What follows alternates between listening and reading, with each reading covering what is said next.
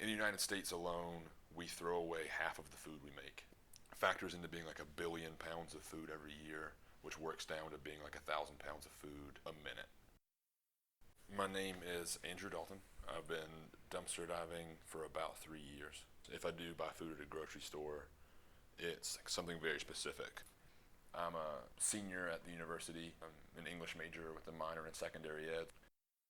Sophomore year of college, I got into like a really weird financial situation because of some difficult interactions with my family, and I needed to dumpster dive to eat food. Like I was in a place where I was like eating every other day, like because I didn't have the money. I realized like I have to do this. So when I started dumpster diving, even when I was doing it as a means of subsistence, I like didn't do it because I was mindful of the statistics about food waste or like the drastic amount of food that is wasted. I just did it because I needed to eat. And so with time, I like began to pay attention and see just like how much stuff gets thrown away.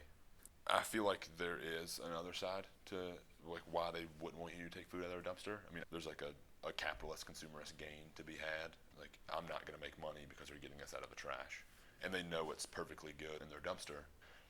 So I encourage it. It's like it's definitely a good thing to do, especially if you, like people don't have money or just like need to eat. I would rather dumpster than beg for money.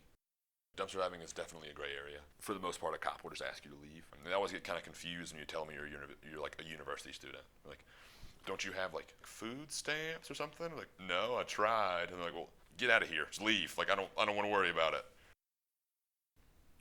When I was working 2 jobs, I was making roughly $600 a month, which like doesn't often cover bills that need to be paid.